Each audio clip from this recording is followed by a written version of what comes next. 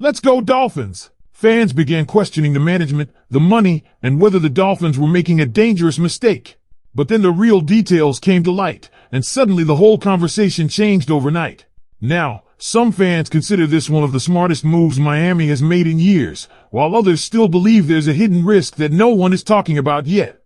And believe me, when you see how this contract was actually structured, you'll understand why the fan base is so divided right now. But before I tell you everything, don't forget to like if you truly believe the Miami Dolphins are building something special for the future. And I want to see the most optimistic Dolphins fans in the comments right now. Comment, I still believe the Dolphins' best days are yet to come. Let's see how many fans will continue to support this team, no matter what happens. The biggest headline right now revolves around Devin Achane's contract details finally becoming public, and the reaction from fans has been strong because once people saw the guaranteed money and the structure itself, they started realizing how much protection the Dolphins built into this deal. On the surface, a 4-year contract worth $64 million sounds massive. A lot of people immediately reacted by saying the Dolphins were spending huge money on a running back. But once the deeper details came out, that narrative completely changed. The contract reportedly carries an average value of $16 million per year, but the structure tells a much different story. The guaranteed money sits around $27.4 million, and that immediately shifted where Achane ranks among running backs financially. Early conversations had people believing the guaranteed amount was around $30 million, which would have placed him much higher among the top-paid backs. But after the finalized details became public, the reality looked very different. And here's where things get extremely interesting for Dolphins fans. The contract appears to give Miami enormous long-term flexibility. The cap hit for 2026 reportedly remains unchanged because this was structured as an extension rather than a restructuring move. That was a major point because many fans were wondering how the Dolphins could even afford this deal considering the cap discussions surrounding the team recently. But the front office found a way to lock down the player while still protecting future flexibility. What really shocked people was the detail involving 2028. According to the breakdown, there's reportedly no dead cap attached after the 2027 season. That means if things ever went sideways, the Dolphins could theoretically move on without carrying damaging dead money.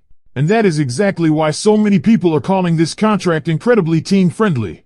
The structure basically gives Miami control without fully handcuffing the organization long-term. Now, nobody is saying they want to move on from Devin Achane. That is not the point at all. The point is the Dolphins created a situation where they secured a top-level talent while still protecting themselves if anything unexpected happens down the line. That level of flexibility is something fans are not always used to seeing. The discussion around this contract completely shifted once people noticed that the guaranteed commitment after 2027 essentially disappears. Another important detail is how Achane compares financially to other running backs. Even though the total value of the contract sounds huge, the guaranteed portion reportedly does not even place him inside the top group at the position. The cap hits also remain lower than many expected for several years before jumping higher later in the deal. But again, because of the structure, Miami still holds flexibility at that point. That is why many fans are suddenly giving a lot of credit to the current front office for how this was handled. The Dolphins locked in the player, maintained future options, and still preserved major cap space moving forward. In fact, after the contract details were added into the cap situation, Miami reportedly still remained among the top teams in available cap space, even knowing draft picks still need to be signed. At the same time, there were also some roster moves happening around the team that quietly caught attention. The Dolphins signed tackle Maris Cox and running back Carlos Washington Jr. while waiving tight end Jaylen Conyers and guard/tackle Brandon Daniels. What made the Conyers move surprising is that some beat reporters reportedly believed he had actually been performing fairly well during OTA sessions before being waived.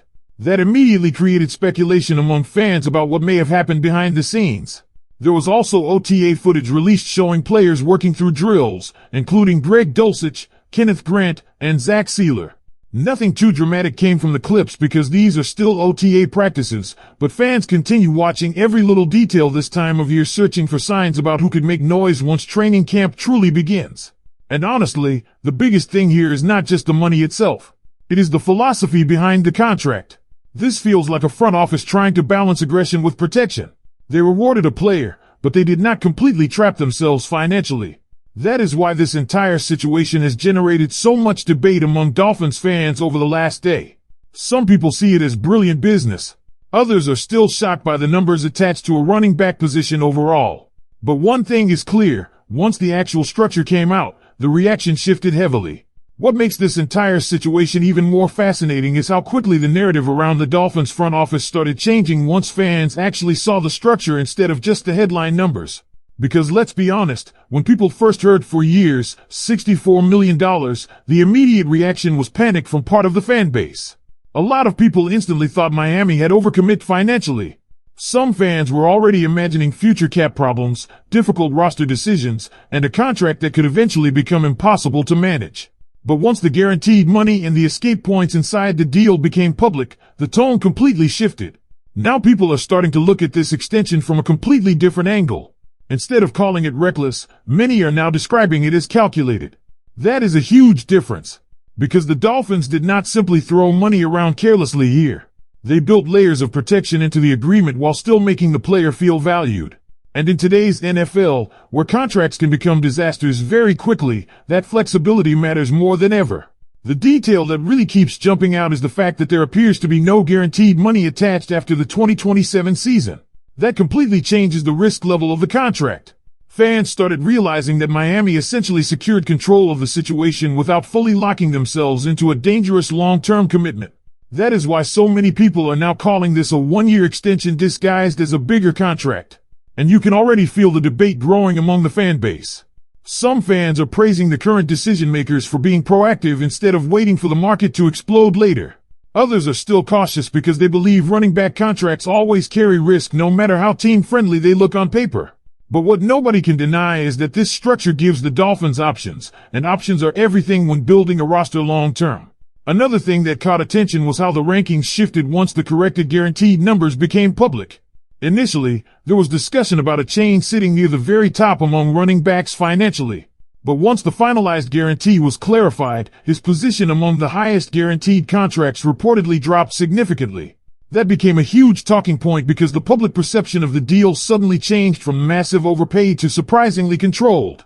At the same time, Dolphins fans are also watching the rest of the roster situation very closely because this contract may impact future negotiations with other players. There was already discussion surrounding possible upcoming situations involving Brooks and Brewer, and fans immediately began wondering whether the Dolphins would use similarly flexible structures moving forward. That is another reason this contract generated so much attention.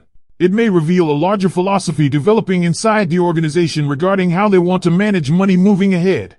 Meanwhile, even though OTA footage itself was fairly routine, fans still analyzed every second of it because this time of year creates huge anticipation. Seeing Greg Dulcich running routes, Kenneth Grant working through drills, and Zach Sealer participating in defensive work gave fans something to discuss while waiting for training camp.